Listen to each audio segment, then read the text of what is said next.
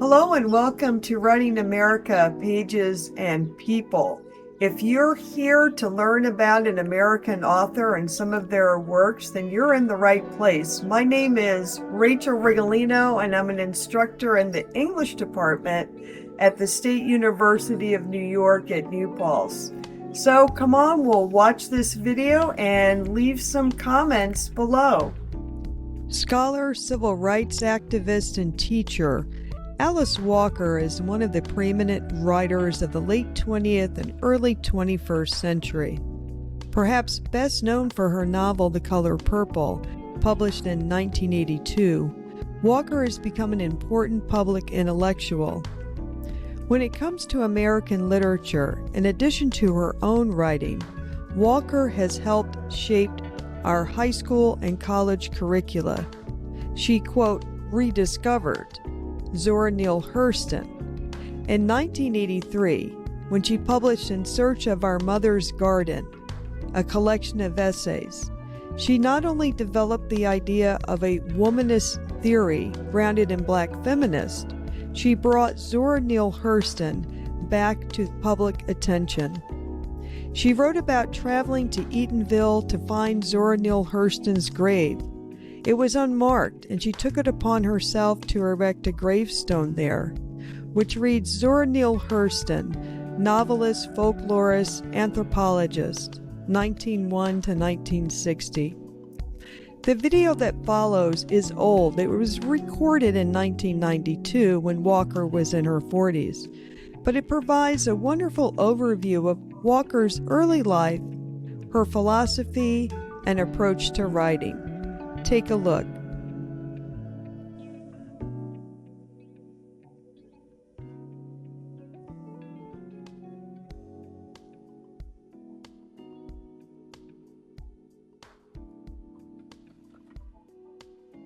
All winter long, I've borne the knife that presses without ceasing against my heart. Despising lies, I have told everyone the truth. Truth is killing me.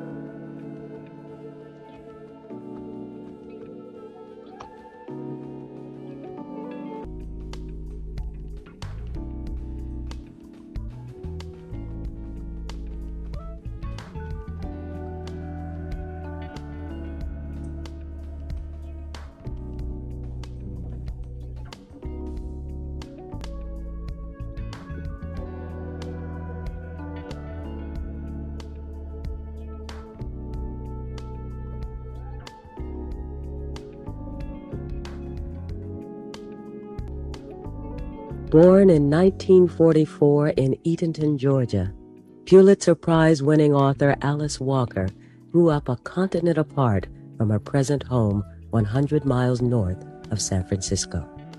She was the 8th child of Black sharecroppers. I was born in a very small village in the country in Georgia, far from the town, so that when I was growing up, we would go in once a week on Saturday. And that was when I would see more people than I'd ever seen. See maybe 50 people in town. But day to day, I saw mostly my parents and my siblings and the people that my parents worked for. We grew cotton and corn, and my parents worked in a dairy. And there was lots of hard work. We all worked. I have 7 brothers and sisters, and we always lived in very bad housing, very shabby housing, so that, and very crowded, so that I started to go outside a lot. I mean, I used to just spend my time out of doors in the trees and out in the fields. And I think that my writing is rooted in that need to have lots of space around me. And wherever I have lived, I've always longed for space, and I get my best thoughts when I'm walking out outside.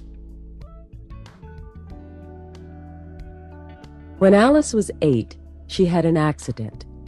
One of her brothers shot her in the eye. The injury was not treated, and Alice lost the use of that eye forever.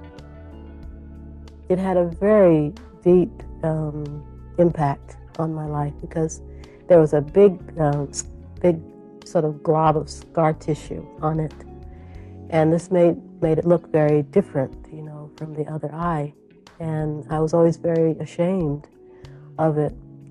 But to compound my own feeling of shame and sadness and the feeling of loss was the fact that my parents, rather than sending my brother away or even reprimanding him very much or even blaming themselves for having bought him the gun, instead they sent me away.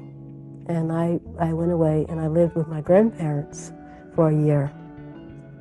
And this was very difficult because I couldn't understand why they had done this, and it always seemed to me that they did it because I had done something wrong, and I couldn't see that I had. I wanted to be a scientist because I thought then that scientists really helped people. I don't really believe that much anymore. But I also wanted to play the piano, and I did that as long as I could. I had to pay 50 cents for piano lessons. And the only way I could raise the money was by selling eggs that my mother gave me to sell. And unfortunately, I couldn't make enough money. There were not enough eggs to sell every week to make the 50 cents, so I stopped playing the piano or learning to play the piano. Having been unable to play the piano and unable to paint, which I also wanted to do, I started to write because it was cheaper. And also because once I started, I understood that it could help me. It could help me not feel so sad and not feel so alone. And by putting my feelings on paper, I could analyze them and I could see from day to day whether I was in fact getting better, feeling better about myself. And I was. And I still keep a journal. And it's in a way the same journal that I started keeping when I was a very small child. In the early 60s, students throughout the South joined in the civil rights movement, including Alice, who was attending Spelman College. She later transferred to Sarah Lawrence, and with the rise of Black nationalism, traveled to Africa. The freedom struggle affected her deeply. Well, it was exciting because everybody was involved in protest. And it was the first time that I had seen so many people determined to change a really repressive political and social system. It was our apartheid, that period, segregation was our apartheid. And people really were jubilant because they were active. And it was a wonderful feeling to see that in so many people. I mean, you can see in yourself when you are depressed about something that if you act, you can suddenly lift yourself out of it, But to see that on a massive scale, to see thousands of students looking so joyous, even though they'd just come out of jail or they were just going to jail or they were, some of them, I remember one boy had been forced to drink a bottle of ammonia by, racists who had grabbed him and done this to him. And he was really in the hospital for a while, but when he came out, he was perfectly happy. I mean, he was very glad that he had been able to, fight and express himself. Soon after graduation, Alice returned to the South, this time to Mississippi, to teach history to Head Start teachers. There she met Mel Leventhal. They were married for 10 years.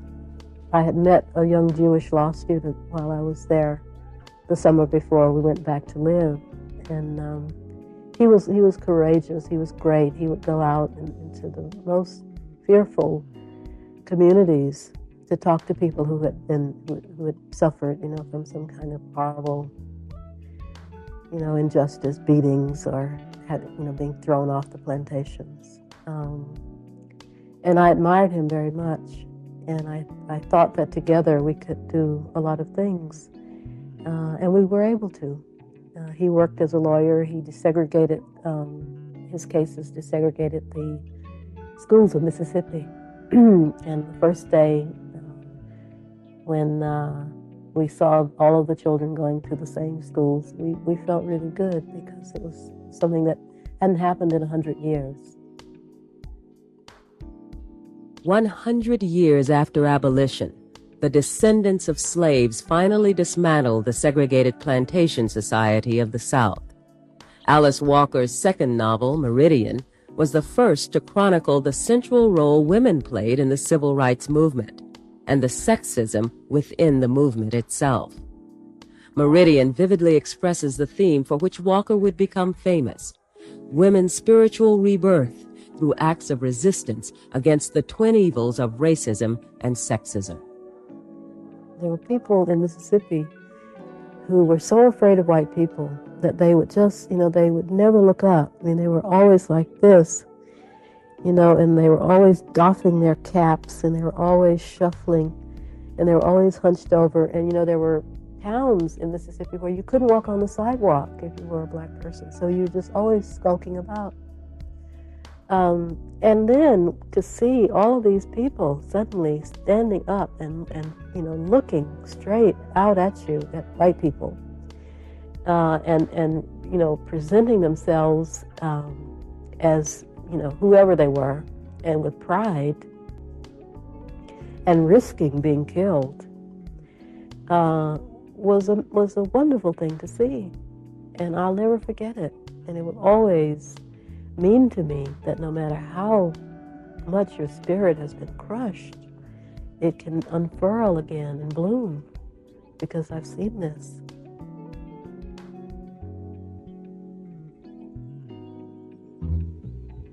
Alice moved here to the Anderson Valley to write The Color Purple when she couldn't get the book's characters to come to life while living in the city.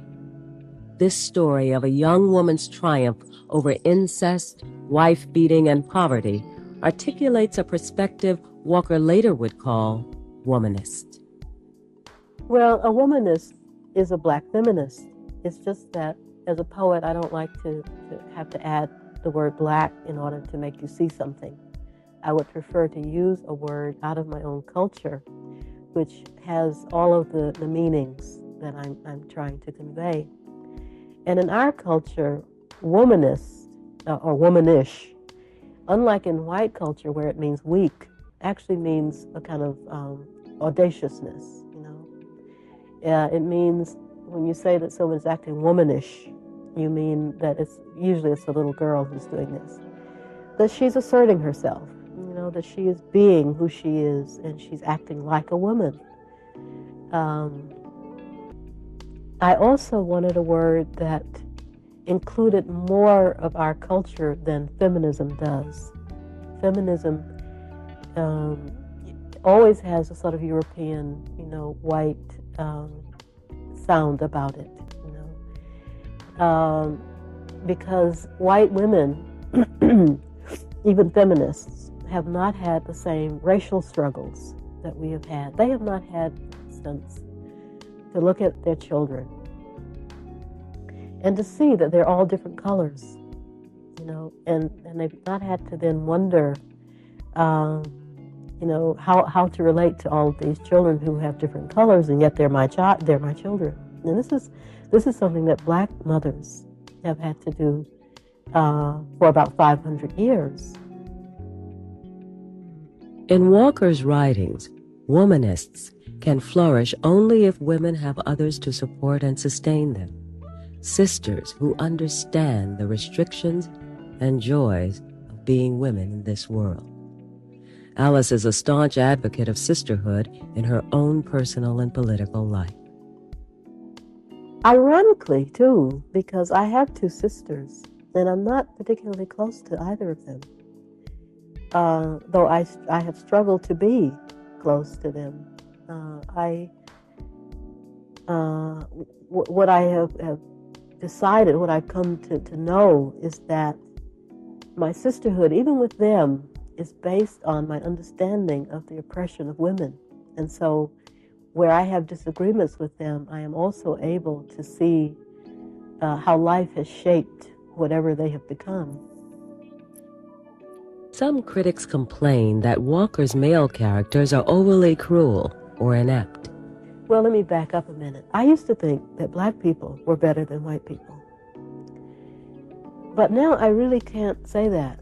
You know, I can say that many black people really are better than many, maybe more, most white people.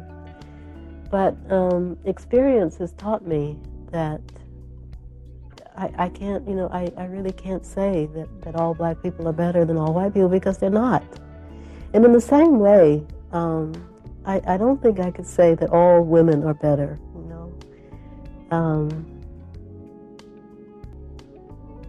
And one of the reasons I can't say that is because I do think we would have to see woman exercising the full range of her power in the world to have an understanding of what woman is. We don't really know yet. And also, sometimes people seem to be better only because they are so oppressed, and they have learned ways to get what they need.